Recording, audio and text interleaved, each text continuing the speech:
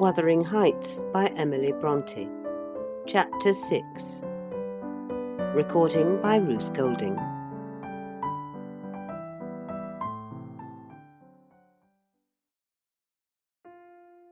Mr. Hindley came home to the funeral, and, a thing that amazed us and set the neighbours gossiping right and left, he brought a wife with him. What she was, and where she was born, he never informed us. Probably she had neither money nor name to recommend her, or he would scarcely have kept the union from his father. She was not one that would have disturbed the house much on her own account.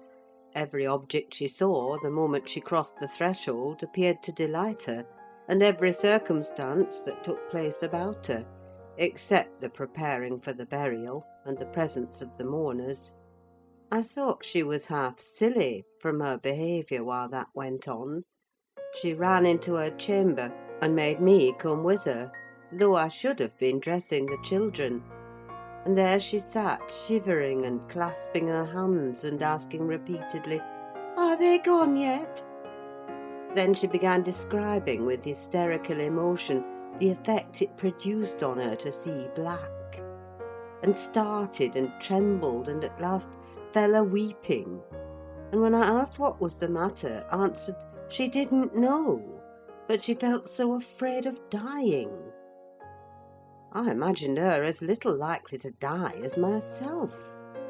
She was rather thin, but young and fresh-complexioned, and her eyes sparkled as bright as diamonds. I did remark, to be sure, that mounting the stairs made her breathe very quick, that the least sudden noise set her all in a quiver, and that she coughed troublesomely sometimes, but I knew nothing of what these symptoms portended, and had no impulse to sympathise with her. "We don't in general take to foreigners here, Mr. Lockwood, unless they take to us first." Young Earnshaw was altered considerably in the 3 years of his absence. He had grown sparer and lost his colour, and spoke and dressed quite differently; and on the very day of his return he told Joseph and me we must thenceforth quarter ourselves in the back kitchen, and leave the house for him. Indeed, he would have carpeted and papered a small spare room for a parlour, but his wife expressed such pleasure at the white floor and huge glowing fireplace, at the pewter dishes and delf case and dog kennel, and the wide space there was to move about in where they usually sat, that he thought it unnecessary to her comfort, and so dropped the intention. She expressed pleasure, too, at finding a sister among her new acquaintance, and she prattled to Catherine, and kissed her, and ran about with her, and gave her quantities of presents at the beginning. Her affection tired very soon, however, and when she grew peevish, Hindley became tyrannical. A few words from her, evincing a dislike to Heathcliff, were enough to rouse in him all his old hatred of the boy. He drove him from their company to the servants, deprived him of the instructions of the curate, and insisted that he should labour out of doors instead, compelling him to do so as hard as any other lad on the farm. Heathcliff bore his degradation pretty well at first, because Cathy taught him what she learned, and worked or played with him in the fields. They both promised fair to grow up as rude as savages, the young master being entirely negligent how they behaved and what they did, so they kept clear of him. He would not even have seen after their going to church on Sundays, only Joseph and the curate reprimanded his carelessness when they absented themselves, and that reminded him to order Heathcliff a flogging, and Catherine a fast from dinner or supper. But it was one of their chief amusements to run away to the moors in the morning and remain there all day, and the after punishment grew a mere thing to laugh at. The curate might set as many chapters as he pleased for Catherine to get by heart, and Joseph might thrash Heathcliff till his arm ached. They forgot everything the minute they were together again. at least the minute they had contrived some naughty plan of revenge. And many a time I've cried to myself to watch them growing more reckless daily, and I not daring to speak a syllable, for fear of losing the small power I still retained over the unfriended creatures. One Sunday evening it chanced that they were banished from the sitting-room for making a noise, or a light offence of the kind, and when I went to call them to supper I could discover them nowhere. We searched the house above and below, and the yard and stables. They were invisible, and at last Hindley, in a passion, told us to bolt the doors, and swore nobody should let them in that night. The household went to bed, and I, too anxious to lie down, opened my lattice and put my head out to hearken, though it rained, determined to admit them in spite of the prohibition should they return. In a while I distinguished steps coming up the road, and the light of a lantern glimmered through the gate. I threw a shawl over my head and ran to prevent them from waking Mr. Earnshaw by knocking. There was Heathcliff by himself. It gave me a start to see him alone. "Where is Miss Catherine?" I cried hurriedly. "No accident, I hope?" "At Thrushcross Grange," he answered, "and I would have been there too, but they had not the manners to ask me to stay." "Well, you will catch it," I said. "You'll never be content till you are sent about your business. What in the world led you wandering to Thrushcross Grange?" "Let me get off my wet clothes, and I'll tell you all about it, Nelly," he replied. I bid him beware of rousing the master, and while he undressed, and I waited to put out the candle, he continued: "Cathy and I escaped from the wash-house to have a ramble at liberty, and getting a glimpse of the Grange lights, we thought we would just go and see whether the Lintons passed their Sunday evenings standing shivering in corners, while their father and mother sat eating and drinking and singing and laughing, and burning their eyes out before the fire. Do you think they do? Or reading sermons, and being catechised by their manservant, and set to learn a column of Scripture names if they don't answer properly?" "Probably not," I responded. "They are good children, no doubt, and don't deserve the treatment you receive for your bad conduct." "Don't cant, Nelly," he said. "Nonsense! We ran from the top of the Heights to the park without stopping, Catherine completely beaten in the race because she was barefoot. You'll have to seek for her shoes in the bog to-morrow.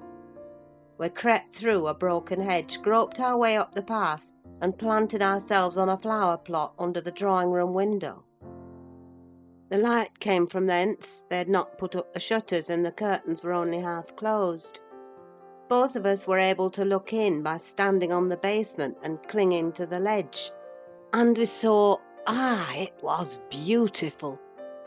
A splendid place carpeted with crimson, and crimson-covered chairs and tables, and a pure white ceiling bordered by gold, a shower of glass drops hanging in silver chains from the centre, and shimmering with little soft tapers.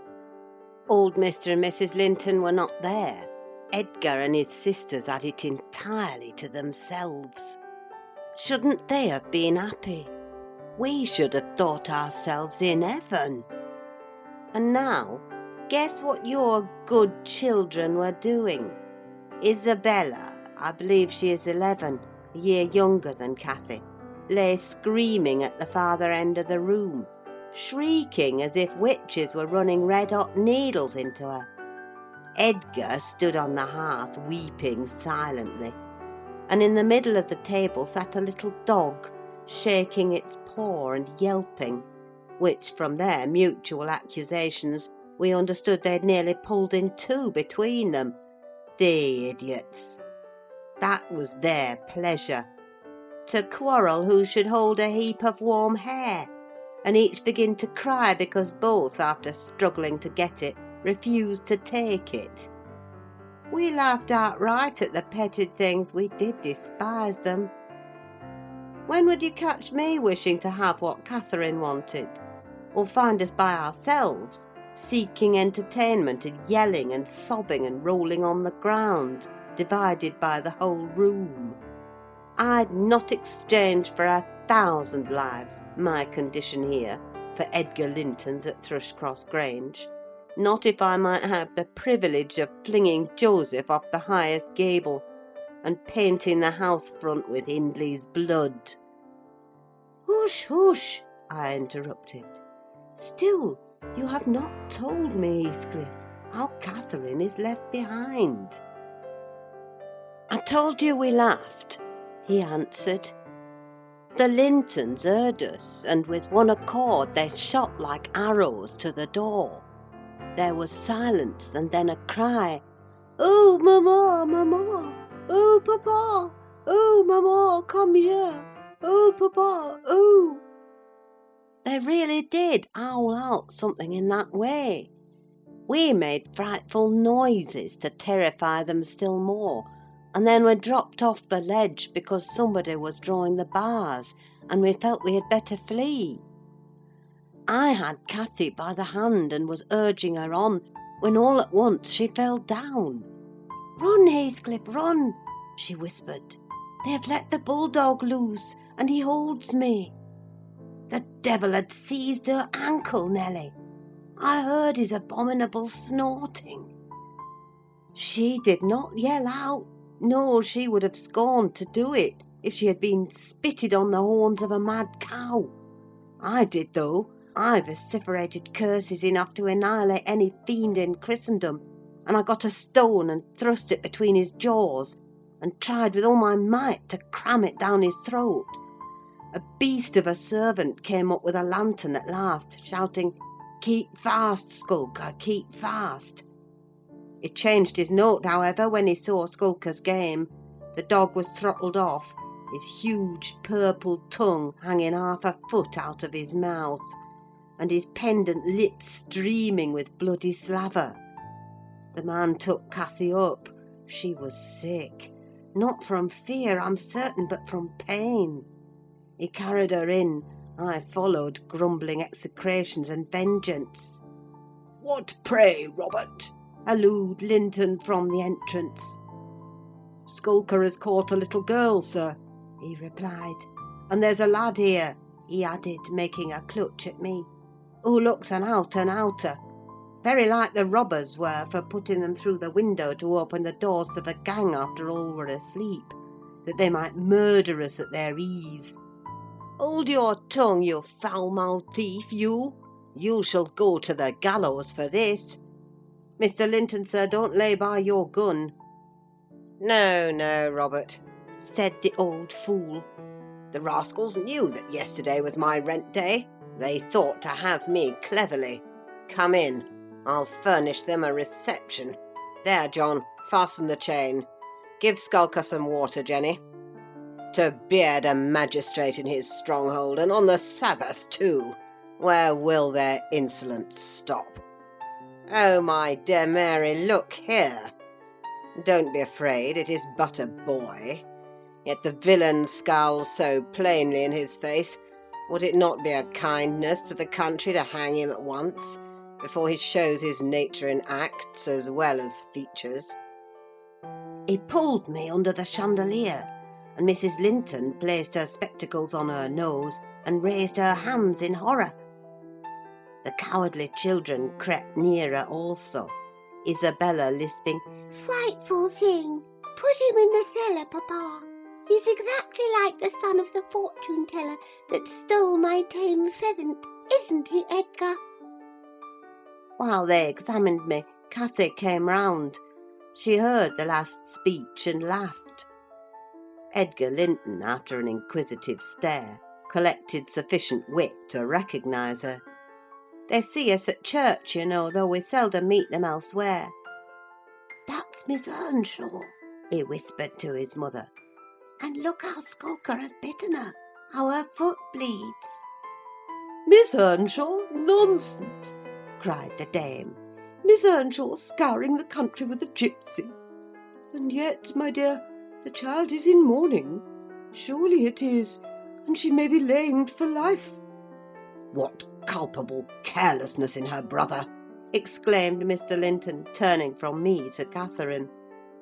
"I've understood from Shielders," that was the curate, sir, "that he lets her grow up in absolute heathenism.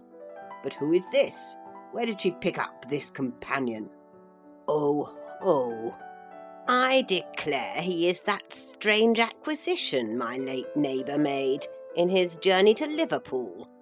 A little Lascar, or an American or Spanish castaway." "A wicked boy, at all events," remarked the old lady. "and quite unfit for a decent house. Did you notice his language, Linton? I'm shocked that my children should have heard it." I recommenced cursing, don't be angry, Nelly, and so Robert was ordered to take me off. I refused to go without Cathy. He dragged me into the garden, pushed a lantern into my hand, assured me that Mr. Earnshaw should be informed of my behaviour, and bidding me march directly, secured the door again. The curtains were still looped up at one corner, and I resumed my station as spy, because if Catherine had wished to return, I intended shattering their great glass panes to a million of fragments unless they let her out. She sat on the sofa quietly. Mrs. Linton took off the grey cloak of the dairymaid which we had borrowed for our excursion, shaking her head and expostulating with her, I suppose. She was a young lady, and they made a distinction between her treatment and mine.